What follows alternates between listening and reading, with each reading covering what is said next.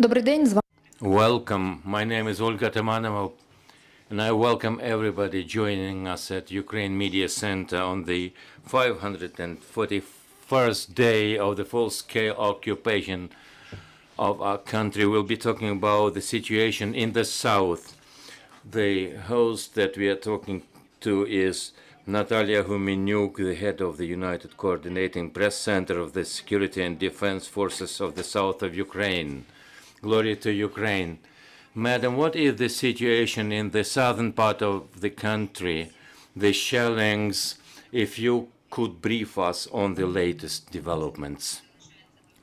The situation is complex and tense.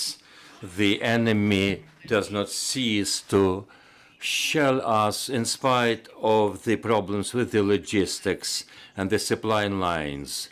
What they're trying to do is to pressure the civilians. This is their main target. They are shelling the right bank of the Dnieper River in the regions of Charkiv and other settlements. The right-hand bank of the Dnieper River are being shelled, and especially the points where people are receiving humanitarian aid. The enemy is trying to mark their presence, the fire presence in the Liman region and in the Charkiv and Kuturovsk regions. Luckily enough, we haven't had any victims of these shellings. The intensity of the bombardment has decreased, which testifies to the fact that they are experiencing some lack of munitions compared to 88 bombardments and artillery fire. We also see the fewer shellings. As for the reconnaissance missions in the Dnieper River reservoir, in the islands, we see the boats and we fire at them. We have shot 3 boats and almost 30 personnel. This is to say that their focus on the left bank of the Dnieper River is less intensified. They are regrouping and sending forces to where the hostilities are intense. Madam, can we say that our forces have already found some foothold on the right-hand side bank? You see, it's not a matter of proclaiming some success. We want to see where the counter-battery activities have done their job for our assault missions to get a foothold. This is a message for everyone who wants to have some breaking news exposed. Every news to that effect means that people in the left-hand bank side of the river will suffer.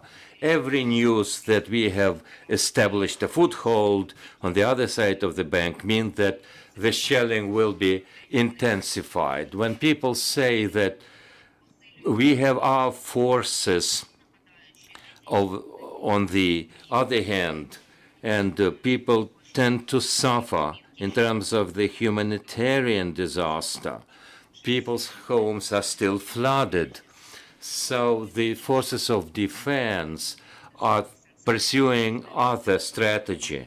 You have to believe only authorized sources of information. The counter-battery activities is the center point.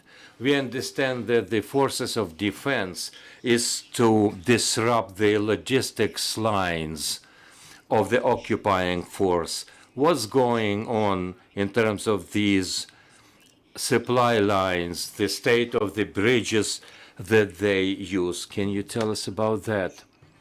You see, what they are doing is to repair the logistics or transportation lines, including bridges in Chugarsk and Genichisk, and also they have announced the bus route to those areas, which means that they are trying to make a good impression. But the bridges are in a condition that only passenger traffic can go over those bridges. They want to establish some connections, but let us not forget that under the guise of the civilian traffic, they can disguise the transfer of their logistics. But technically speaking, these bridges will not be able to carry that kind of transportation. They are also using the route number M17. In the land part of the left bank side of the Dnieper River, they are able to maneuver their forces, but they have some need of the ammunition in other parts. So the Kherson region seems to be relieved in those terms. Black Sea is the special point of attention. The rocket carriers, missile carriers, what's going on there, and what is the state of the civilian traffic? The ships, what we are observing is that in the southern eastern part of the Crimean Peninsula, all the way to the Novorossiysk region, they have 13 ships in that area. One is covering the way to the Azov Sea. We don't see any missile carriers on duty. We are now watching the civilian ships' routes. They have established the so-called inspections in the Kerch region. Another question has to do with the prolongation of the season of bathing. Do we have an information that in the city of Odessa people are now allowed to go to the beaches? You see, it's a matter for the local authorities. Yes, we know that there are some recreation zones open to the public. All the precautionary measures have been taken care of to minimize the risks to the lives of the civilian population. They have some watch points and the shelters have been established, and also the system of informing population of the dangers. But this is an experiment because this is a unique situation. Such nets have never been taken advantage of before, and they have yet to prove their efficiency. We will hope that critical situations will not care, but we should stay careful. You see, there must be a trust to the authorities, but you should be careful about your own safety. Questions from the floor. Ukrinform, Natalya Molchanova. The occupying force have refused and have banned all the routes between two different settlements. What is the situation and why that ban has been announced? The ban has to do with the geographical peculiarities because it gives the access to the basin and reservoir where the groups of counter-offensive are working, but every day we destroy 1 to 5 boats that they are using. As for these dates in these particular regions, it perhaps has to do with the rotation of their forces, where the equipment will be moved. Now they are reorienting their fire lines to the Kinberg region, and they want to distract our forces of defense to that area. In this sense, they may be using such policing actions to impact the civilians, to make sure that the information is not divulged and is not put into the public domain. You also mentioned that the Russian ships have been withdrawn to the maximum distance from the fire accessibility of the Ukrainian forces. Does that mean that on the day of independence, we are unlikely to see massive bombardments from the Black Sea Fleet? Such a threat is still there. Remember that even from that harbor, they are able to hit any point in the territory of Ukraine. We should not be complacent. We should also remember that they're very attentive to these sacred dates. This is important for them. So there is a possibility of bombardment, both surface rocket carriers and underwater, including the attack UVAs. So there is a possibility and likelihood of such a threat that will grow as we approach the Independence Day. But the fact that there are no ships on duty may indicate that they are getting ready and getting armed. What we have seen over the 2 last days may testify to the fact that they are coordinating their different forces. We have questions from the floor. Renzo from Corriere della Sera from Italia. Sorry, I have a little bit, 2 or 3 questions, but let's start with the first one. Sorry, can you be more precise, more specific on this operation on the eastern side of the Dnipro River occupied by the Russian?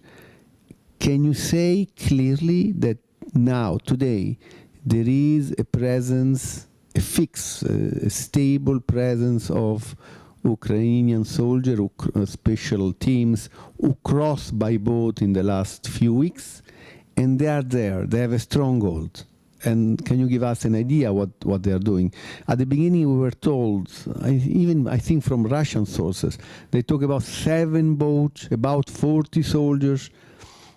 I assume there are now more, or are they still there? Can you give us any detail? Thank you.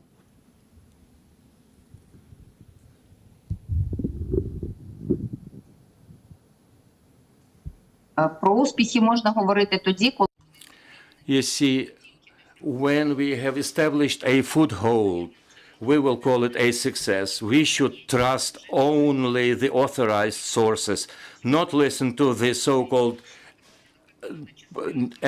analytics who say that they think that we have established our presence. Counter battery fire is the center of our activities. We have to clear the territory of the enemy for our forces to move forward. That's why we target and destroy the reconnaissance boats. When you look at that particular plot on the map, you will see that they are routing among the islands, and this is very difficult when they have the ability to bring in resources and equipment. We have a lot of information about such boats. They are continuing to move. We continue to destroy them. There are a lot of those boats, and we want to secure the lives of our soldiers. Able at the moment, sorry if I insist, you are not able at the moment to tell us clearly that you have a fixed permanent presence on the other side of the river, right? я сказала, що такого немає. I've said that there is no established footholds. There are specifics of conducting military operations, and to make it a breaking news means that we will endanger the forces of defense. Which part of this war do you support, sir? And Madam, a second question. In the last weeks, there were missiles which fall. There are 2 names which I don't remember on the bridges which are connecting North Crimea to the Kherson area. There are 3 main bridges. 2 were attacked, Armyansk and the other one. Okay. Are these bridges open? What is the situation? Are you succeeding in doing as you did in last fall, when the fall of Kherson, when the liberation of Kherson was guaranteed by the destruction of the bridges on the Dnipro River?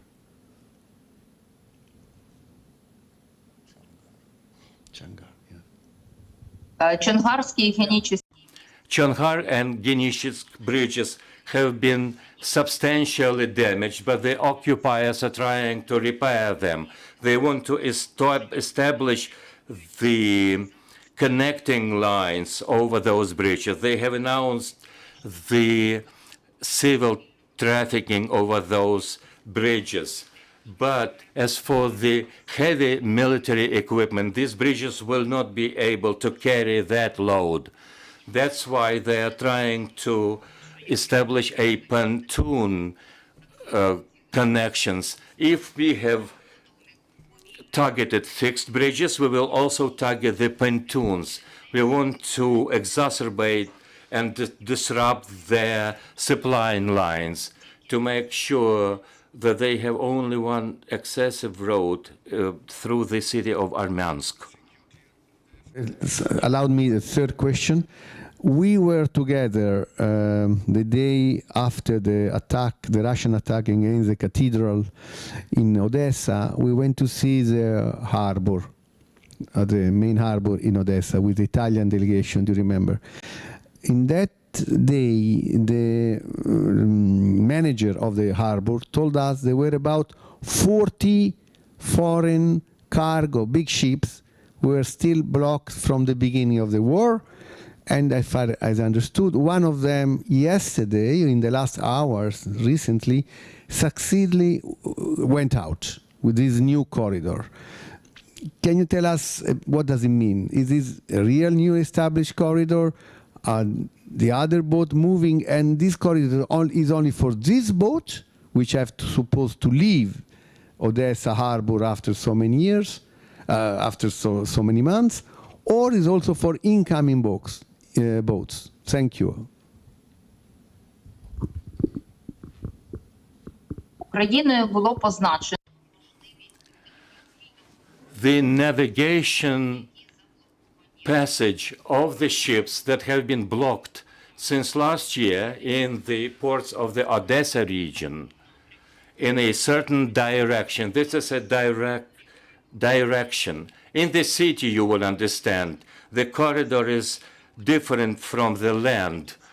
Its corridor is not as safe as it used to be, because when we talk about the demining or mining and demining of the sea area, such corridor has to be checked by our forces for the ship to go forward. Indeed, the first ship has gone along this corridor, which is to say that both incoming and outgoing ships can go, unless we suffer from another rocket or missile attacks. While the ship is moving in the sea, it can be attacked. The major indication here is the claim of the owner of the ship that they are ready to face all the circumstances. On our side, we have guaranteed all the conditions in Ukrainian territory waters, but we should be aware, as it happened with the Turkish ship, the Russian forces behave like pirates, so the situation is precarious and dangerous. Olga Makarin, the Crimea correspondent at Ukrinform. How many Russians have left Crimea after the latest explosions? Specific data are not available, but what we see that the traffic is very tense. There is only one way out of Crimea. There are long queues toward the Crimea bridge. So the trend is for people to leave the Crimean Peninsula. We seem to have been disrupted for a second or two. People are continuing to leave, even if it's a danger to go along the M17 road. It's quite close to the area of hostilities. And they go along the occupied territories in the mainland in the Zaporizhia region. For them, for the civilians, it's quite dangerous, but there is a traffic there, very tense traffic. A general sentiment in the Crimea is that,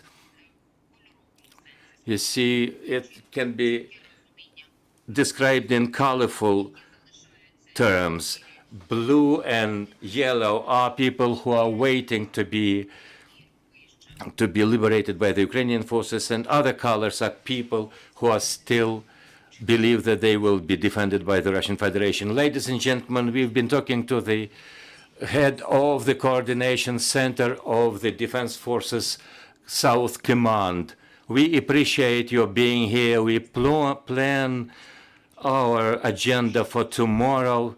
Stay tuned, and we will be working to bring closer our victory. Glory to Ukraine.